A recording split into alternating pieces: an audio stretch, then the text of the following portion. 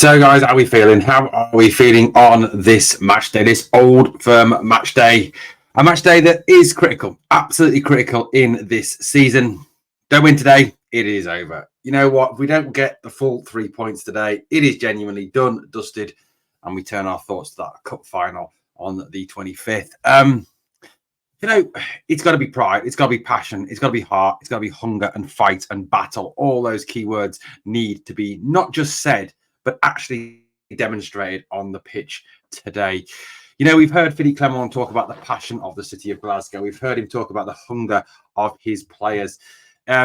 We can talk about it all we want. We can mention it as much as we want. We can talk about the players and their bottle. We can talk about the players and their fighting spirit. We can talk about the players and their pride for this badge.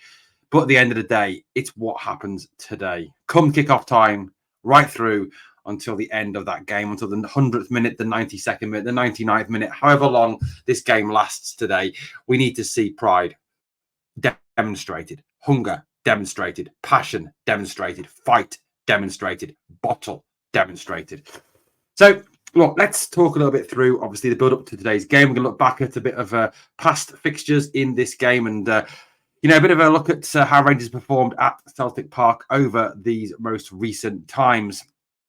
Philippe Clement obviously spoke to the media yesterday ahead of the game, and it was a 16-minute press conference, longer than usual. And obviously the top conversation, as always, was around who is available and who is not available for the game today. So this is what Philippe had to say. Now, he talked about the fact that obviously Leon Balogun is doubtful. Now, obviously, they'll make the decision today on Leon Balogun. It was followed up with a question around Balogun that, if there's a chance, a 50-50 chance, do you play him? And he said that would have to be in consultation with the medical team and the player himself. But I think, if there is a 70-30, 60-40 that Balogun could be fit, it is the stage of the season where with, after today, only those 3 games remaining, against Dundee, against Hearts. It's 2 games, actually, isn't it? 2 games remaining. That you leave nothing out there. You don't, you just risk everything today because of the critical nature of this fixture. You cannot leave anything to chance. It is an absolute must win. It is an absolute must. 3 points, even 3 goals. I mean, chances of that probably quite slim. He added to that, of course, that Sima is still out. That is despite rumours during the week that he would be back in some way, shape or form this weekend. Cortez obviously continues to be out, despite obviously transfer negotiations and discussions around him. Danilo obviously continues to be out, even though Danilo has spoken about possibly being back for the Scottish Cup final. Matondo also out as well. Again, another one that, perhaps some of us felt that there was a possible chance there that, Matondo could play some part in the game today, but obviously that's not going to happen. And obviously Connor Goldson continues to be out as well. That injury list is utterly ridiculous. I think if you look at that list of players, you've probably got, Sima would start, Cortez would start, Danilo would start, Goldson, I think, on form would probably start. So, you're looking at that list of 6 players, and 4 from that 6 would probably be in the starting lineup today if fit. And I think, if you had Cortez, Sima, and Danilo fit, I mean, like I've mentioned on a tweet and also on a previous video as well, if you had, Sima to the right, Cortez to the left, Cantwell in the 10 role and Danilo up front, I mean, how much threat would that carry today? How much danger would that cause to that lot from across the city? How much potential would that give us to actually get the 3 goals we need to go top? So for me, it's huge. And I think, as Philippe Clement spoke about today in the presser, he spoke about needing to address the whole issue around fitness because, to be at this stage of the season where you are contending on, still on 2 fronts, you've got a chance of winning a domestic treble. You need a squad there to really push it. And you've got probably a bench tomorrow that won't be bench today, that won't be very strong at all. You've really got to look at what the root causes are behind these injuries. Now, I know some of these injuries are down to collision injuries through hammer throwers being allowed to just kick our players all over the place, but others are muscular injuries, which is very much down to strength, conditioning, and the work done in pre-season. So, Clement spoke today about the fact that there would be changes. The club were aware of what the changes needed to be.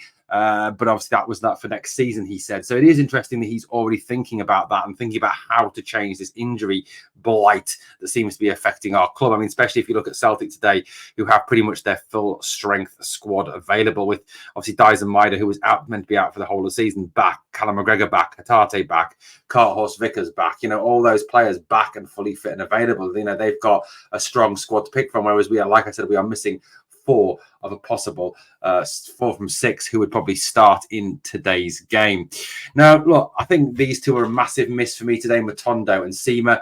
I think, you would start Sima. You genuinely would if he was remotely fit, even 45, 50 minutes, an hour of Abdallah Sima, I think would be fantastic because, Abdallah he's strong, he's direct, but we don't have him today. Matondo, probably better coming off the bench. Could be an impact player like he was in that 3-3 draw. But again, these are options we do not have today. And it is, for me, again, another concern. Something we definitely do need to address. Look, there's a lot of positional dilemmas over today's game. And let's talk through some of those possible positional dilemmas. Now, one cheeky, clever reporter tried to catch out Clement with a question as regards Ben Davies and Ridvan Yilmaz. He spoke about the fact that both Ben and Ridvan got minutes against Kilmarnock, and were they ready to start? To which Philippe retorted that was a clever question, but he would not give away his starting lineup. Very clever indeed. Look, I'll be absolutely honest with you. I will absolutely level with you. Do I think Ridvan Yilmaz is fully 100% match fit? No, I don't. I don't think he's anywhere near it.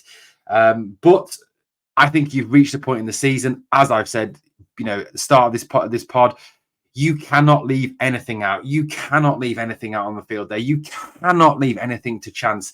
And for me today, there is literally no other option but to start Ridvan Yilmaz. Even if you can only get 60, 70 minutes out of him, for me, you just cannot risk anything else. There is absolutely no other option but to play Ridvan Yilmaz today. If you look at what he brings to the team, you cannot under any circumstances play this man today. Borna Barisic is done at this club as far as I am concerned. And look, how many times, look, yes, Borna has been a great servant for the club. Yes, during 55, Borna was fantastic. But in the last 2 seasons, how many times has he bottled it? Has he surrendered against this lot? Sitting down on the edge of the area, getting lost on crosses into the box, going missing, losing his man.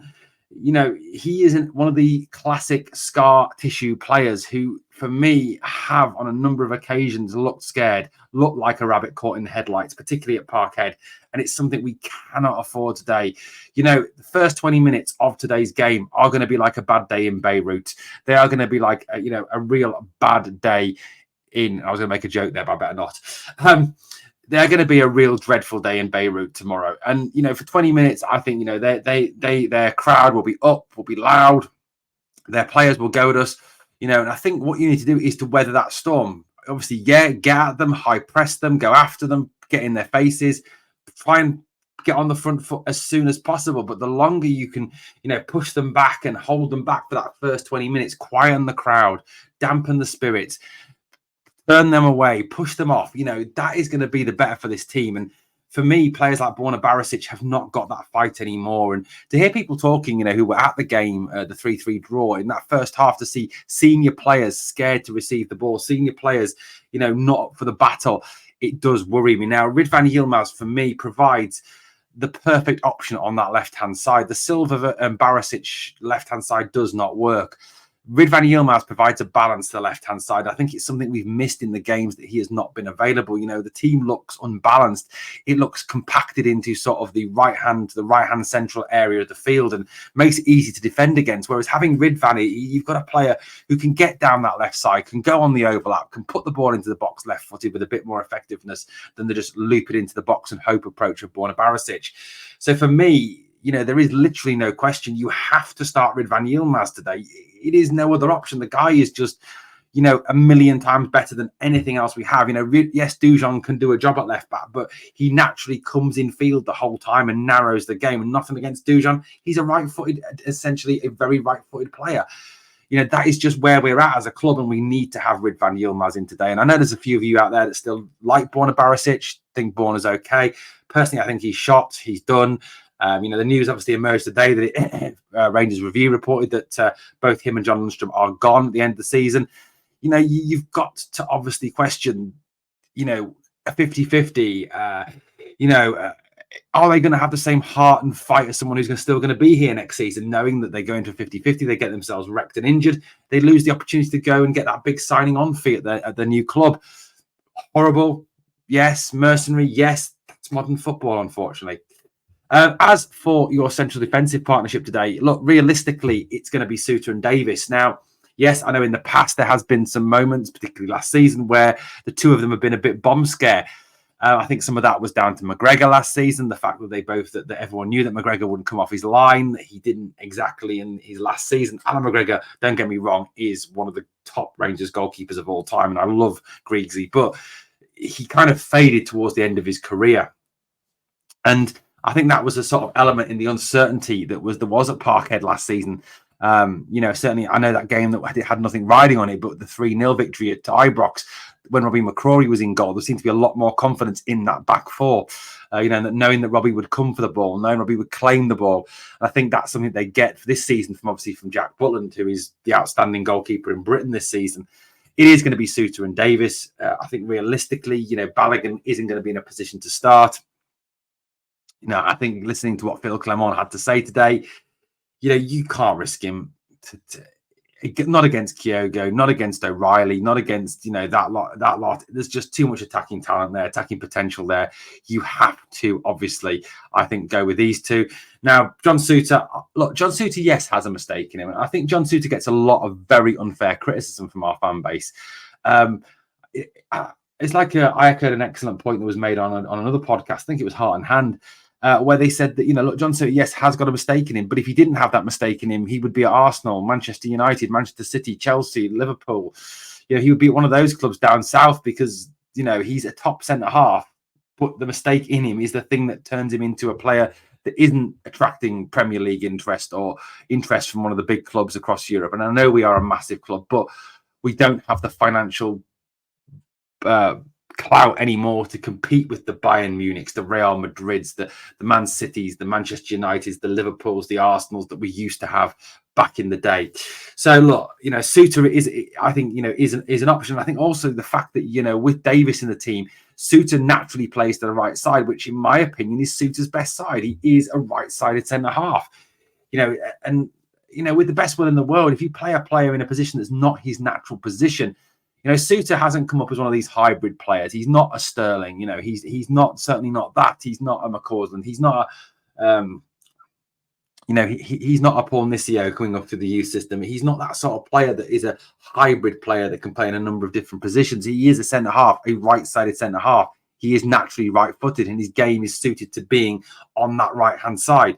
So I think, that will better suit him today, and having him there will be playing to his strengths. And hopefully today we'll see a leadership type performance. Souttar is a leader. He is a leader on the park, and can be a very good player. Ben Davies, yes, I know wasn't massively tested against Kilmarnock because obviously Killy only had 10 men, but he does provide a balance with his left foot.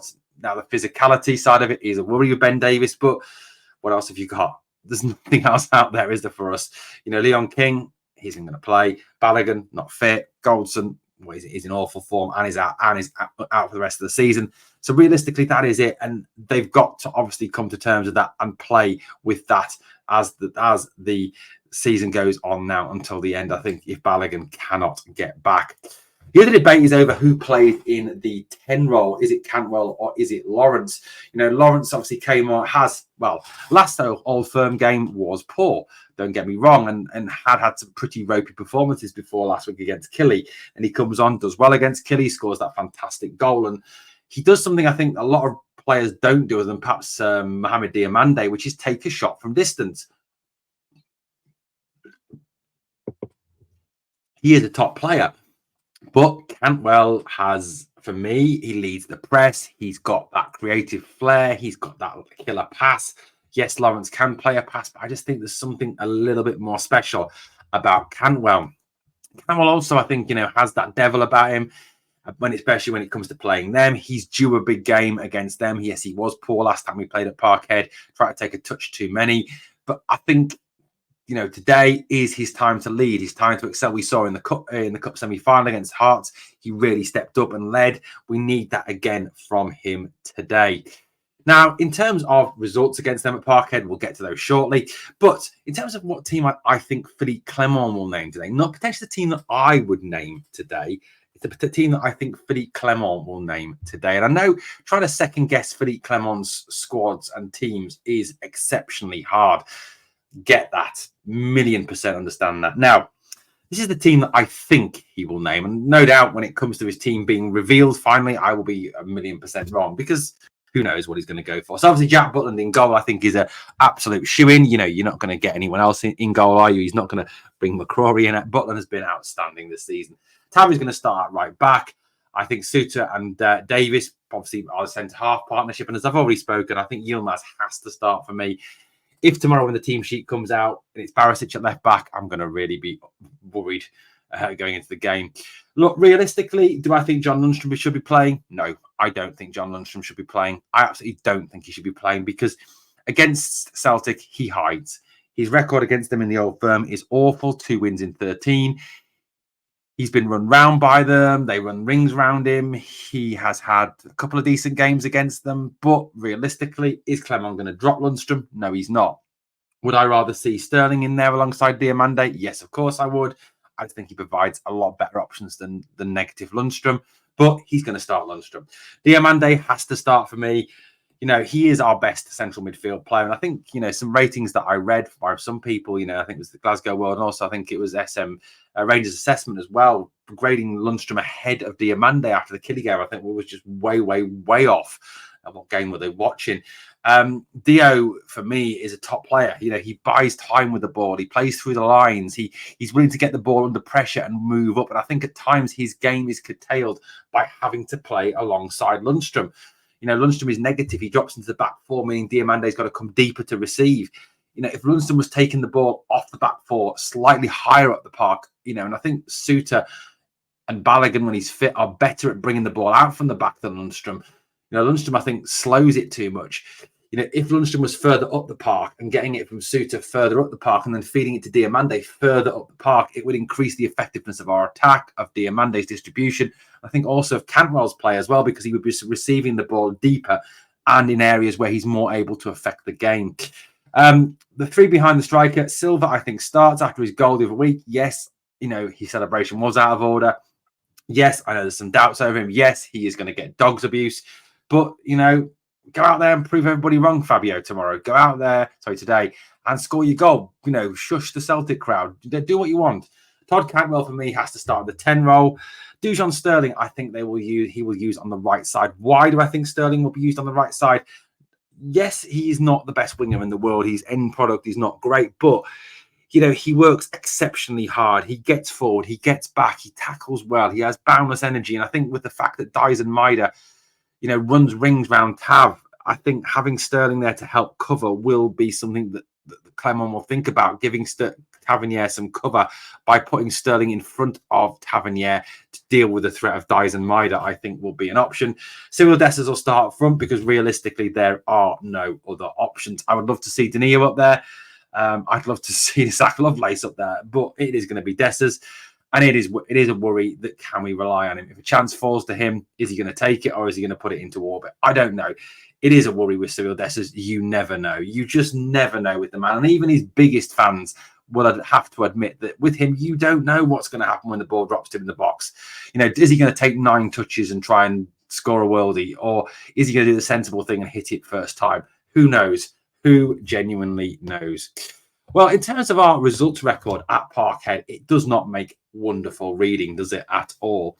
Last time at Parkhead, 2-1 defeat in that game when we were obviously reduced to 10 men. I think we're unlucky not to get a result in it. Our XG was certainly a lot higher than theirs. There was the defeat last season, the 3-2, where Tav scored both the goals, including that wonder free kick. There was the 4-0 defeat under Gio. There was the 1-1 draw there, the Scottish split top 6. A victory. Now that was at Hampden rather than at Celtic Park. 2-1 win at Hampden in the Scottish Cup semi-final to take us to the final. Final we then won. A 3-0 defeat in the Premiership in 21-22, a 1-1 draw in 2021. Our last win was during COVID times, 2020, 2020, and 4 years ago, a 2-0. I think it was Goldson got both the goals, and then previous to that, obviously a 2-1 as well, when those fantastic scenes on the sideline of Steven Gerrard celebrating and then celebrating with his players after Katic's header won the game for us. So, look, our results prior to 2020, previous to 2020 are not great. But you know what? Philippe Clement made a great point today in the press conference. He said, Rangers had never lost to Ross County before this season, and we did. He said that is irrelevant. Anything can happen in these games. And he's right. Anything can and will happen. Realistically, is it going to be 3-0? I don't think so. Yes, that result does take us top of the league. Is it going to happen? Doubt it very much. Well, guys, that's the game today. I'd love to know what you think. Let me know what you think in the comments. Obviously, get your predictions in, get your team predictions in. I'm going to go 2-1 Rangers today. Bit of heart overhead, 2-1 to us today. In other news, Malik Tillman has completed his move to PSV Eindhoven from Bayern Munich. Why is this noticeable for Rangers? Well, Rangers will receive a payment of 1.2 million as they get 10% of any transfer fee. Useful money, obviously, for the rebuild in the summer. Well, thank you for watching, guys. As always, look, 2 things I ask of you on the way out. Even more important today, guys. It's about 3 things, really. Smash the sub, help the channel to keep growing. We went over 5,600 subs yesterday. Fantastic news. Thank you very much. Brilliant. And your support is amazing for the club I love. And for me as well, for this channel. Thank you so much for watching. On the way out, please, obviously, smash that like. And remember always, we are the people.